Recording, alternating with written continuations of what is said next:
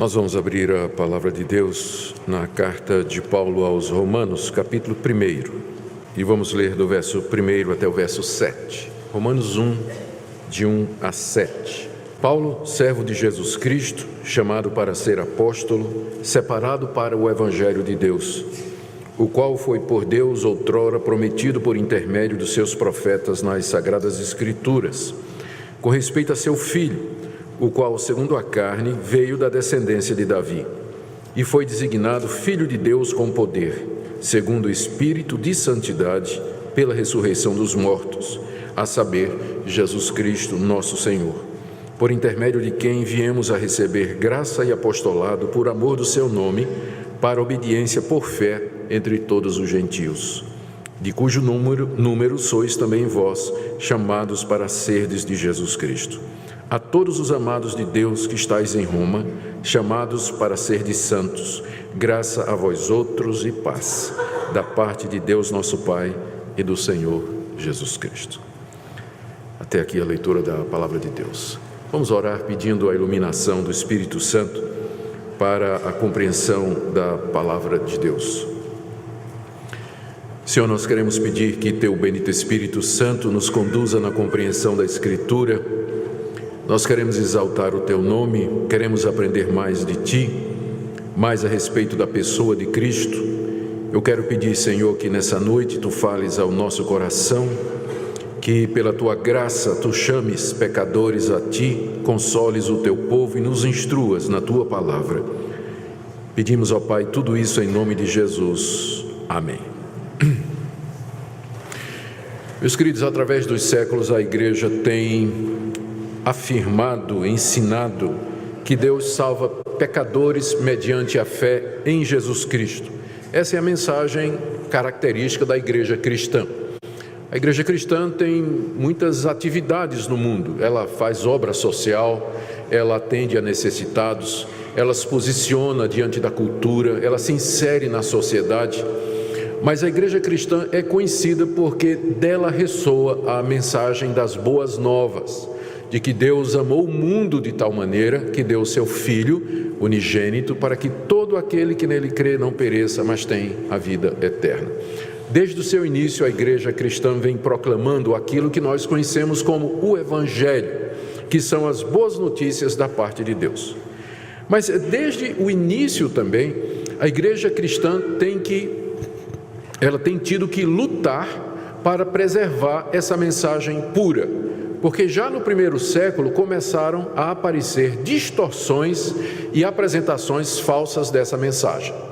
Já na época do apóstolo Paulo havia os judaizantes, que eram judeus convertidos ao cristianismo, que diziam que as boas novas era o seguinte: você cria em Cristo para ser o seu Salvador, mas você tinha que guardar as obras da lei que Moisés havia ordenado. Então isso é considerado uma distorção do Evangelho, porque o Evangelho é que Deus nos salva gratuitamente pela fé em Cristo Jesus. Na mesma época apareceram os libertinos, ainda no período dos apóstolos, pessoas que diziam: essa é uma notícia boa demais, Deus nos salva pela fé em Cristo Jesus, logo, não importa de que maneira eu viva, não importa o que eu faça, eu serei salvo de qualquer maneira. E aí aproveitavam a graça de Deus como uma desculpa para viver em pecado. É outra distorção do Evangelho. No século II aparece uma outra versão do Evangelho chamado gnosticismo, que era uma tentativa de misturar a fé cristã com as categorias do pensamento helênico, da filosofia grega, das religiões de mistério. Mais outra distorção do Evangelho, exigindo que a Igreja combatesse aqueles mestres, discutisse com eles e finalmente ganhasse a batalha no século IV. Mas aí veio a institucionalização da Igreja. A Igreja virou uma grande instituição, virou uma grande hierarquia encabeçada por um Papa infalível. Durante a Idade Medieval, doutrinas estranhas entraram na Igreja, como adoração a Maria, mediação de Maria, veneração dos santos, a doutrina do purgatório. Mais uma vez foi dito que a salvação é pelas obras, juntamente com a fé em Jesus Cristo.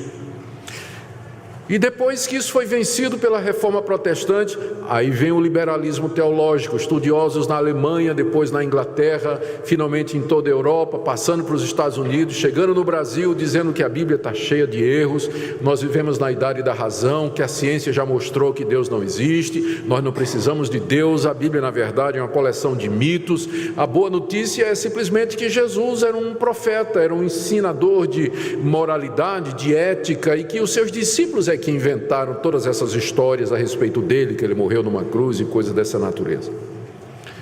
E novamente a igreja teve que brigar pela pureza do Evangelho.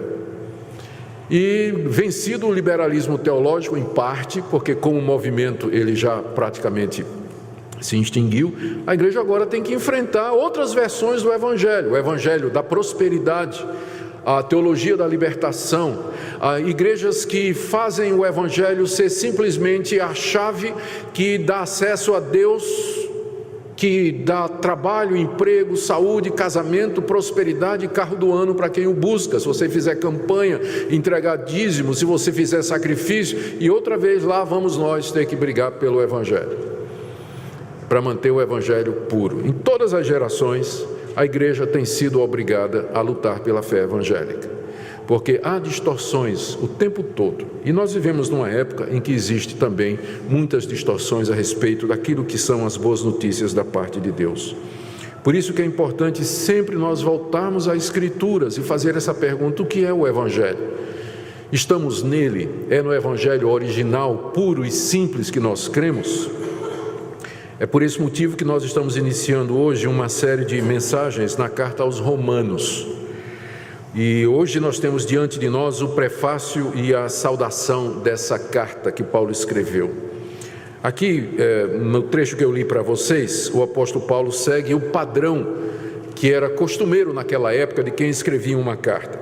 Ele se apresenta, diz o nome, dá algumas explicações a respeito da sua pessoa, identifica os destinatários a quem a carta é dirigida e faz um voto, que é uma espécie de desejo de paz e bênção para aqueles que o ouvem. Só que essa introdução, que tem 7 versículos, ela é maior do que o normal, se você comparar, inclusive, com outras cartas que o apóstolo Paulo escreveu, que estão no Novo Testamento. Ela é incomum, porque ela é bem extensa, essa introdução.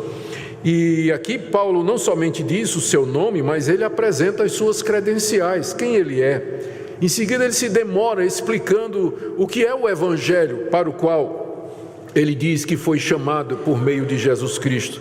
E se dirige aos romanos, os crentes da cidade de Roma, dizendo para eles o que é que eles são, amados de Deus e assim por diante. E qual a razão para isso? O motivo é que Paulo estava planejando visitar a igreja que estava na cidade de Roma. Queria gastar um tempo com eles, queria ter comunhão com eles, ser edificado por eles. Ele vai dizer isso a partir do verso 8. Mas só que Paulo não era conhecido da igreja de Roma, ele não fundou a igreja de Roma.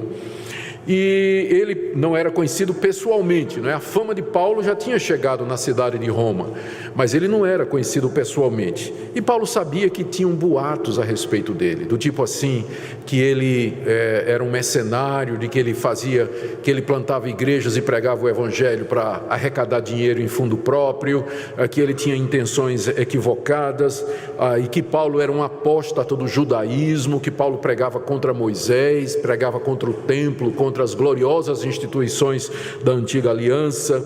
Paulo sabia de tudo isso. E Paulo queria que a igreja de Roma o aceitasse como missionário, porque ele tinha planos de pregar o evangelho na Espanha. E se você olhar no mapa, a Espanha estava lá em cima e Roma estava exatamente no caminho. E era uma igreja que poderia servir de base para o projeto missionário de Paulo. Então ele escreve essa carta com o objetivo de se apresentar e de apresentar o evangelho que ele prega. E ele faz isso explicando, já antecipando aquelas objeções que algumas pessoas deveriam levantar, do tipo assim: Paulo, você está pregando que a salvação é pela fé, mas então para que serve a lei? Paulo está dizendo que a salvação é mediante Jesus Cristo, mas e o Antigo Testamento, e os sacrifícios, como é que fica a nação de Israel? E enfim, todas aquelas acusações e perguntas e críticas que eram feitas com relação a Paulo. Então a carta aos Romanos é uma carta missionária, em que o apóstolo Paulo expõe quem ele é, o evangelho que ele prega, com o objetivo de ganhar o apoio da igreja de Roma para pregar o evangelho na Espanha. É por isso que aqui nessa introdução ele já dá um resumo da carta. Ele diz quem ele é, e o objetivo ao fazer isso é assegurar aos romanos de que ele não é um mercenário. Ele diz quem ele é, ele diz qual o evangelho que ele prega, qual o conteúdo desse evangelho e de quem ele o recebeu. Ele estabelece uma relação entre o evangelho e a antiga aliança, as promessas de Deus no Antigo Testamento, e ele se dirige aos romanos como sendo parte do propósito de Deus, que é levar esse evangelho não somente à nação de Israel, mas também ao mundo todo. Meu alvo nessa noite é fazer a exposição desses versos iniciais da carta aos Romanos, focando naquilo que Paulo nos ensina a respeito do evangelho. Ao fazermos isso, nós estamos voltando à minha proposição original. O que é o evangelho? O que é o evangelho? E eu creio que a carta aos Romanos é o melhor lugar para a gente responder a essa pergunta, porque Paulo escreveu exatamente para isso, para explicar aos romanos o que é o evangelho que ele prega. Vamos então ver em primeiro lugar que Paulo nos ensina que o evangelho é de Deus. No verso 1, ele diz: Paulo, servo de Jesus Cristo, chamado para ser apóstolo, separado para o evangelho de Deus. O evangelho de Deus. Aqui Paulo, além de citar o seu nome, ele apresenta 3 credenciais, e todas elas têm a ver com o fato de que o evangelho é de Deus. Primeiro, ele diz que é um servo de Jesus Cristo. A palavra servo, literalmente escravo. Ele é um escravo de Jesus Cristo. Ao usar essa expressão, o apóstolo Paulo está indicando a sua devoção a Jesus Cristo e a sua submissão a Ele. Ele é um escravo de Jesus Cristo. Os seus leitores entenderiam isso muito bem. Havia 100 milhões de escravos no Império Romano. A escravidão era uma instituição reconhecida e legalizada naquela época. O escravo não tinha direito a nada, nem à vida. Ele dependia totalmente do seu senhor e vivia para obedecer ao seu senhor. Os romanos, nenhum romano se chamaria de escravo, porque eles eram muito altivos, eles eram os dominadores do mundo de então. Mas Paulo não tem receio de se apresentar àqueles crentes de Roma como sendo um escravo de Jesus Cristo. E ao fazer isso, ele coloca Jesus Cristo como Senhor, como alguém de quem você pode ser um servo, um escravo e dedicar afeição, obediência e submissão absoluta. Ele se apresenta dessa forma, em primeiro lugar, como um escravo de Jesus Cristo.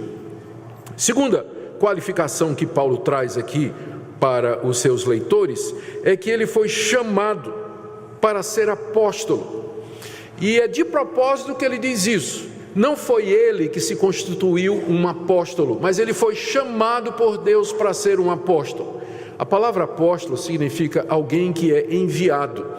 E indicava naquela época uma espécie de delegação, uma pessoa que recebia a autoridade de outra para representá-lo nos negócios. Esse termo apóstolo, ele era usado na época do apóstolo Paulo, tinha sido usado um pouco antes do apóstolo Paulo, no mundo romano e grego, para designar os comandantes dos navios que eram enviados de um determinado porto, levando uma carga para ser entregue em outro porto. Então o nome primeiro do navio era apóstolo, depois virou do comandante do navio e finalmente virou uma espécie de preposto, alguém que vai com a autoridade de outro representá-lo em algum negócio.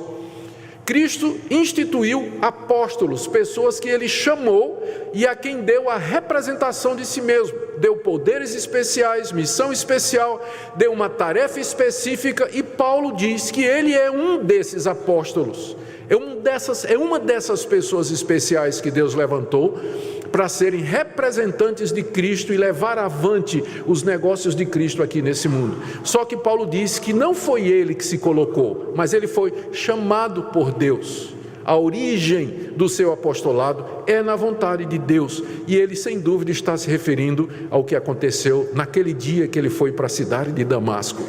Como fariseu, como judeu, perseguidor do Evangelho, com o objetivo de encontrar cristãos, trazê-los presos para Jerusalém para serem julgados e, quem sabe, até mortos. E no caminho de Damasco, nessa missão que ele tinha recebido da alta liderança dos judeus, Cristo aparece a Paulo no caminho. Cristo ressurreto aparece no seu corpo glorioso diante de Paulo. E ali ele não somente traz aquele fariseu arrogante aos seus pés, mas também lhe dá uma missão. E diz: eu te levantei para serdes a minha voz e o meu representante em todas as nações do mundo. Naquele dia, Paulo foi convertido a Cristo e ali ele recebeu o chamado. Ele foi constituído apóstolo, chamado por Deus para pregar o Evangelho, para lançar as bases da igreja. E por fim ele diz que foi separado para o Evangelho de Deus. Aqui a gente entende, ele quer dizer que naquela ocasião ele foi separado para pregar o Evangelho de Deus. Deus o separou ali para pregar o Evangelho de Deus. Há um jogo de palavras aqui na língua grega que não aparece no português. É que a palavra separado em grego, ela tem a mesma raiz da palavra fariseu. São as mesmas consoantes, é a mesma raiz. O nome fariseu apareceu há cerca de 300 anos, 250 anos antes de Cristo, durante a Guerra dos Macabeus, que foi uma revolução que os judeus fizeram porque não aceitavam a influência de potências estrangeiras dentro da sua religião e da sua cultura. Quem liderou esse levante foi um sacerdote chamado Macabeus, ele e toda a sua família. E aí, desse movimento de reação contra a influência estrangeira em Israel, surgiu o grupo dos Hassidim, os separados, em grego fariseus. Os fariseus então nasceram como sendo um grupo religioso dentro de Israel que queriam se separar da influência estrangeira. Eles queriam manter puros a tradição de Israel, a religião que Moisés havia entregado, e é aí que surge o termo fariseu. O fariseu era alguém separado, ele não se misturava com as práticas pagãs, não se misturava com a idolatria, não queria saber da cultura helênica, e aqui Paulo faz um jogo de palavras, porque Paulo tinha sido um fariseu, e dos melhores, treinado aos pés de Gamaliel. Mas agora Paulo é um fariseu, mas um fariseu de Jesus, né? Ele diz que ele me separou, é a mesma palavra, para o Evangelho de Deus. Ele foi separado, ele que tinha sido antes um separado, um separatista, vamos dizer assim, defensor da lei de Moisés, mas agora Deus que lhe apareceu e o chamou para ser apóstolo, diz: agora você continua sendo separado, só que para pregar o Evangelho de Deus, o Evangelho que eu te dou, as boas novas que procedem de mim. Servo, chamado e separado. Separado para pregar o Evangelho de Deus, final do verso 1, o Evangelho de Deus, ou seja, aquelas boas notícias que procedem de Deus. O motivo desta apresentação que Paulo faz, eu já disse, não é? Ele quer dizer que todas estas coisas têm origem em Deus. Foi Deus quem o fez um servo de Jesus Cristo, foi Deus quem o chamou no caminho de Damasco para ser um apóstolo, e foi Deus quem o separou para pregar o Evangelho. Com isso ele está dizendo: esses boatos que correm a meu respeito, de que eu sou um mercenário, de que eu me fiz apóstolo, de que eu me coloquei nessa posição, isso não procede. Vocês conhecem a minha história, eu fui um fariseu, eu fui um perseguidor, eu era um servo das tradições do meu povo, mas Deus me transformou completamente e Ele me estabeleceu como pregador desse Evangelho. Paulo quer então assegurar os romanos a quem ele escreve de que de fato ele é um servo de Jesus separado para pregar o Evangelho e que esse Evangelho não é uma invenção dele, mas é o Evangelho de Deus, o mesmo Deus que o chamou, o mesmo Deus que o constituiu, é o mesmo Deus que lhe deu o Evangelho, as boas notícias. E o objetivo de Paulo é apresentar esse evangelho na carta que ele está escrevendo aqui. É isso que é a carta aos Romanos. Então, a primeira coisa que a gente aprende é que o evangelho não tem origem humana. Ele é a mensagem de Deus, do Deus que chamou pessoas, constituiu pessoas com o objetivo de, através delas, nos dar essa mensagem das boas novas. Segunda coisa que Paulo diz é que, a respeito do evangelho, primeiro, que o evangelho é de Deus. Segundo, que o evangelho é uma promessa antiga de Deus. Está aí no verso 2 e no verso 3. Evangelho, verso 2: o qual foi por Deus outrora prometido por intermédio dos seus profetas nas sagradas escrituras com respeito ao seu Filho. No verso 2, o apóstolo Paulo está dizendo que esse evangelho, ele consiste, na verdade, numa promessa que Deus havia feito. Veja o verso 2: evangelho que foi por Deus outrora prometido. Deus havia prometido alguma coisa. E que coisa foi essa que Deus prometeu? Lendo as antigas escrituras, a escritura do Antigo Testamento, começando no livro de Gênesis, nós vemos como Deus veio fazendo promessas. Lá no jardim, no dia da queda, ele fez a promessa pela primeira vez: da descendência da mulher virá alguém que esmagará a cabeça da serpente. Depois, essa promessa se repete quando ele chama um homem chamado Abraão e diz: na tua descendência serão benditas todas as famílias da terra. E depois, quando ele dá a lei à nação de Israel, os descendentes de Abraão, ele coloca dentro da lei as leis referentes aos sacrifícios de animais e diz: quando o israelita pecar, ele deve oferecer um animal e o sangue deve ser derramado, e eu verei aquele sangue e eu perdoarei. Era uma promessa que era baseada no sangue de alguém. Os profetas vieram e começaram a anunciar as boas notícias, que um dia Deus haveria de perdoar completamente o pecado do seu povo. Isaías fala disso, em Isaías 53, que foi inclusive cantado aqui na liturgia. Nós lemos de como Isaías descreve alguém que é chamado o servo do Senhor, que na cruz, que em agonia, em morte, ele está pagando, sofrendo pelos pecados do povo de Deus e pelos sofrimentos dele. Deus então perdoa completamente o seu povo. O profeta Ezequiel fala de uma nova aliança. Deus prometeu fazer uma nova aliança em que perdoaria completamente o pecado do seu povo e que daria o Espírito Santo. O profeta Joel prometeu que Deus haveria de derramar o seu Espírito sobre toda a carne. Os profetas, todos, falaram a respeito dessa promessa, de que Deus haveria de mandar um Salvador ao mundo. Então, o evangelho que Paulo prega não é uma coisa que ele inventou. Ele não inventou nada. Ele está simplesmente anunciando que aquilo que foi prometido, Deus cumpriu em Cristo. Que Jesus Cristo é o cumprimento de todas essas antigas promessas. E que, portanto, a boa notícia de que Cristo é o Salvador está em perfeita harmonia com a antiga aliança. Está em perfeita harmonia com os profetas, com Moisés. Não é nenhuma novidade, mas é simplesmente Deus agindo, dando sequência àquilo que ele havia prometido. No Antigo Testamento você tem a promessa, no Novo você tem o cumprimento. É isso que é o evangelho. Segunda coisa, que nós aprendemos, que é uma promessa antiga de Deus, que ele cumpre no seu Filho Jesus Cristo. Verso 2, mais uma vez: evangelho que foi por Deus outrora prometido por intermédio dos seus profetas nas sagradas escrituras. Paulo vê o Antigo Testamento como sendo o registro santo dessa promessa. Por isso que é um erro muito grande para nós desprezarmos o Antigo Testamento. Eu sei que nós gostamos muito dos evangelhos, especialmente do evangelho de João.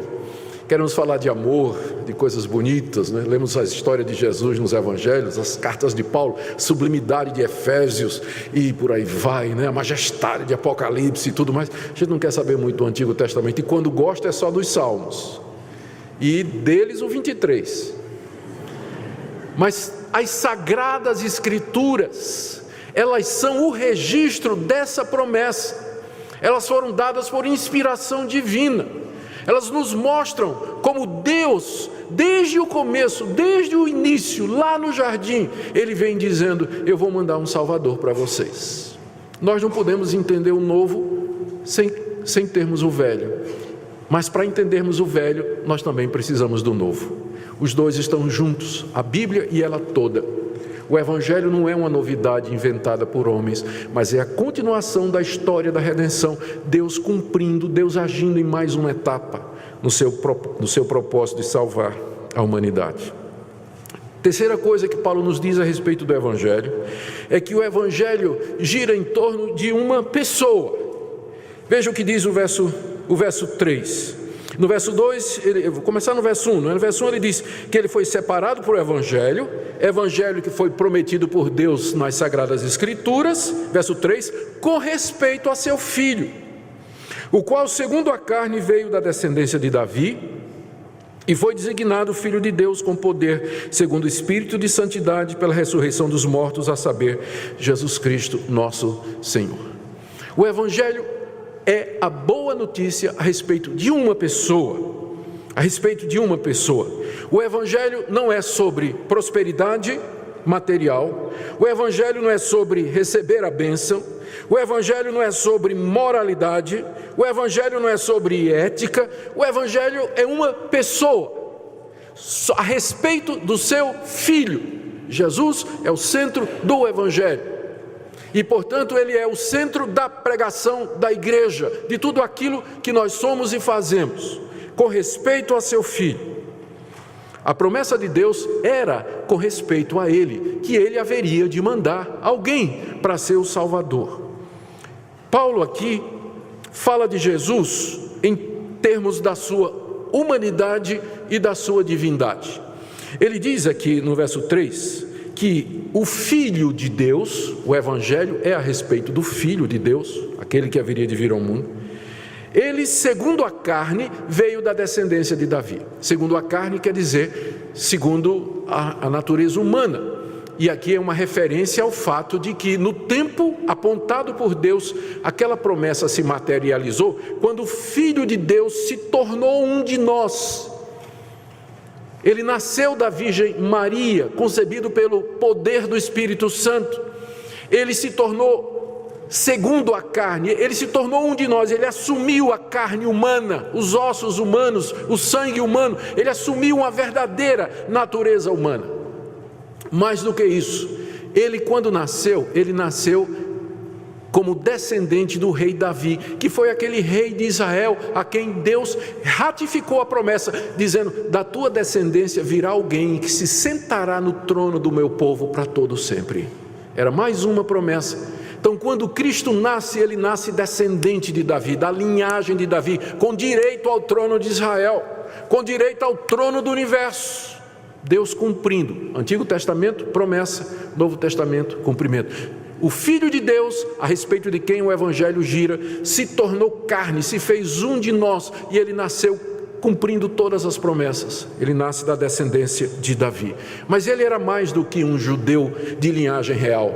Ele era mais do que um judeu com pretensões ao trono. Ele, na verdade, era o Filho de Deus. Mais do que filho de Davi, ele era o Filho de Deus. Aí no verso 4, depois de ter falado sobre a perfeita humanidade do Filho de Deus, Paulo agora fala a respeito da sua divindade. Ele diz no verso 4 que ele foi designado Filho de Deus com poder. Ou seja, houve alguma coisa que aconteceu, ou algumas coisas aconteceram que designaram, demonstraram, confirmaram, deixaram claro para todo mundo que aquele judeu descendente de Davi era mais do que um homem como nós, mas ele era o próprio Deus. E Paulo menciona duas coisas aqui. Primeiro, ele diz: foi designado Filho de Deus com poder, segundo o Espírito de santidade. Tem duas possibilidades de interpretar essa frase. Primeiro, é uma referência ao Espírito Santo, mas seria uma construção estranha, porque Paulo, quando quer falar do Espírito Santo, ele diz Espírito Santo. É a única vez que aparece essa expressão Espírito de santidade. A outra é que pode se referir ao fato de que Cristo, que Jesus, durante a sua vida, aqui como homem, ele nunca cometeu pecado.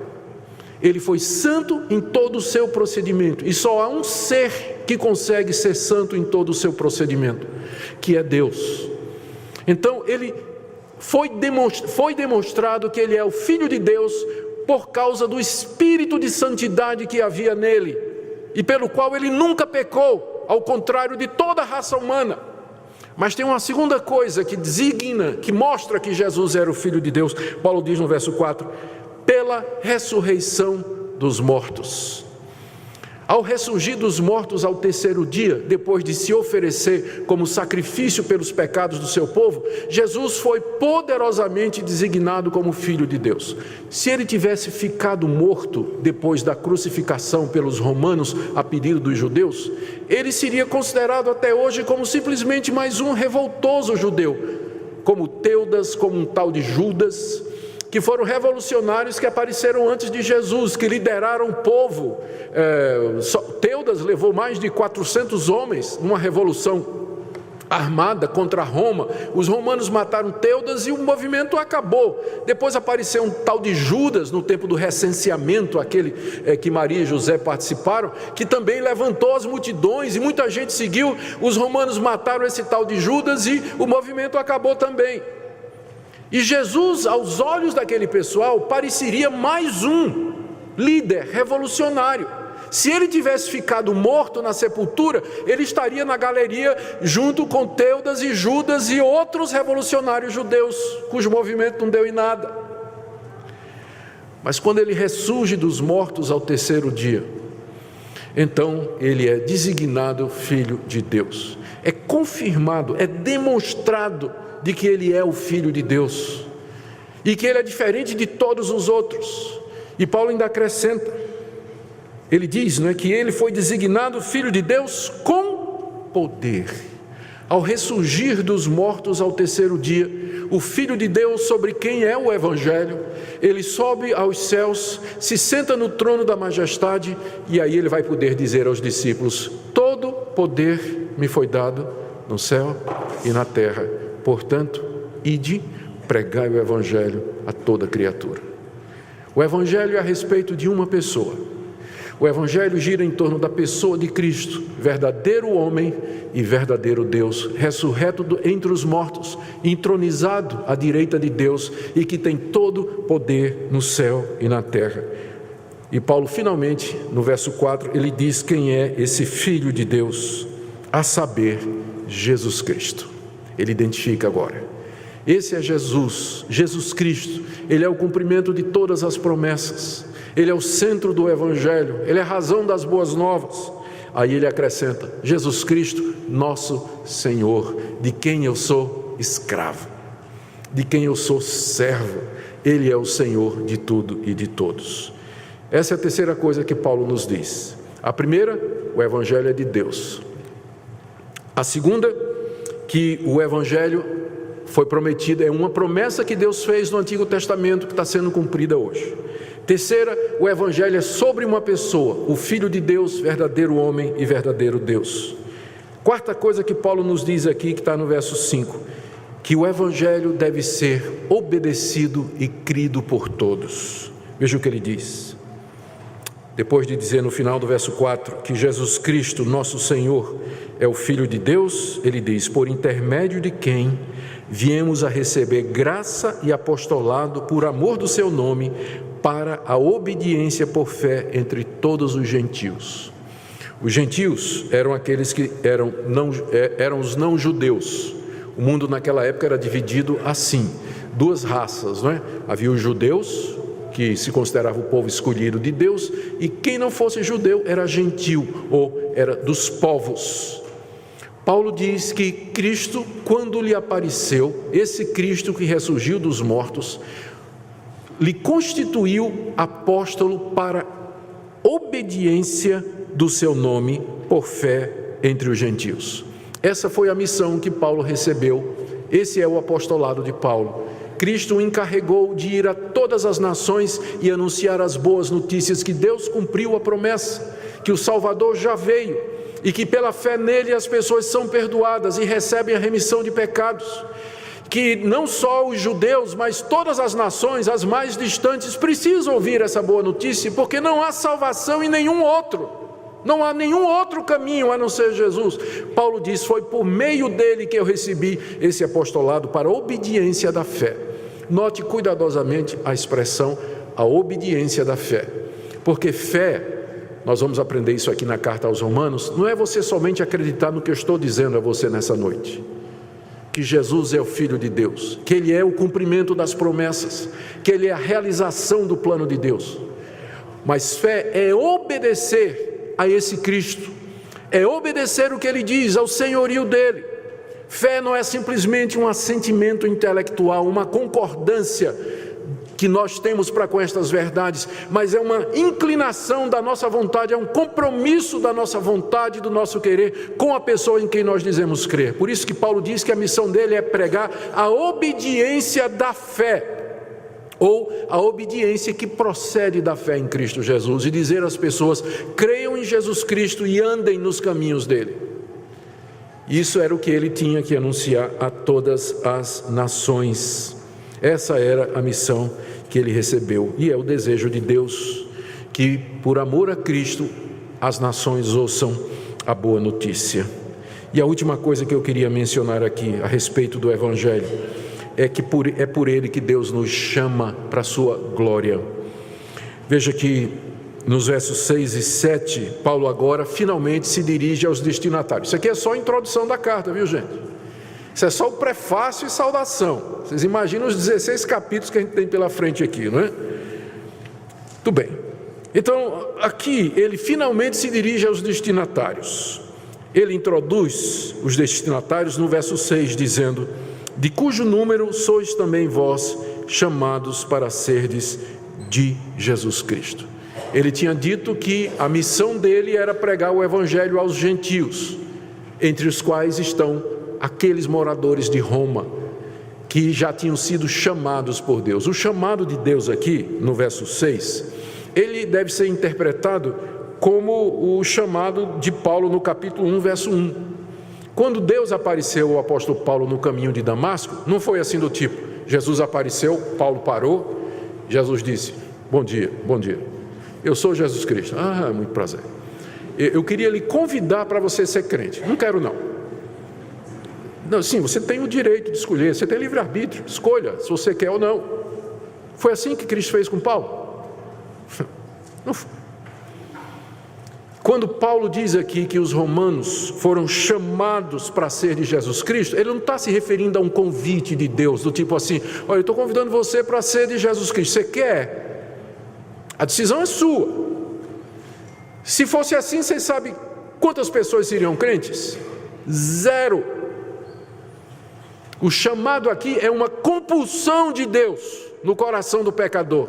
É irresistível. Deus atrai o pecador, inclina a sua vontade, abre o seu entendimento e o atrai com laços de amor no poder do Espírito Santo. Se não fosse isso, você não era crente. Você não estaria aqui hoje. Eles foram chamados por Deus. O Evangelho tem origem em Deus, a salvação tem origem em Deus. É Deus quem chama. E nós vamos, e nós obedecemos. Verso 7. A todos os amados de Deus que estáis em Roma. Deus amou o mundo, é verdade, mas Ele ama os seus com um amor especial, o amor que chama, amor irresistível, amor redentor e salvador. O amor de Deus pela humanidade é o que a gente chama da graça comum. Deus ama todas as suas criaturas, mas estes que Ele chama, Ele ama com um amor especial, com um amor redentor, que levou Cristo a morrer por eles na cruz. São amados de Deus. Isso aqui não pode... Nós não somos amados de Deus da mesma forma que Deus ama o mundo, mas nós somos amados de Deus no sentido de que Ele nos amou e nos chamou irresistivelmente pelo Evangelho para sermos dEle. É esse amor redentor de Deus que nos separa do mundo. Somos objeto desse amor e desse chamado específico, que Paulo repete aí no final, ainda no verso 7, chamados para serdes santos. Ele diz isso logo para evitar qualquer coisa do tipo: então Deus me elegeu, Deus me predestinou e Deus me chamou irresistivelmente, Ele me ama de uma forma especial, então isso quer dizer que eu posso viver de qualquer maneira? Não, você foi chamado para ser o quê? Santo. O Evangelho nos chama para sermos santos. Obediência da fé, lembra? A fé verdadeira é a fé que obedece, e o chamado é para ser santo. não é para viver de qualquer maneira. A boa notícia é essa, que Deus cumpriu as promessas na pessoa de Jesus e agora está, pela pregação da palavra, chamando o seu povo, constituindo uma nova raça, a sua família, um povo para o seu louvor. E que privilégio fazer parte desse povo. Paulo termina dizendo: graça a vós outros e paz, da parte de Deus nosso Pai e do Senhor Jesus Cristo. Ao colocar Jesus ao lado de Deus, como sendo o originador da graça e da paz, ele está falando da divindade de Cristo.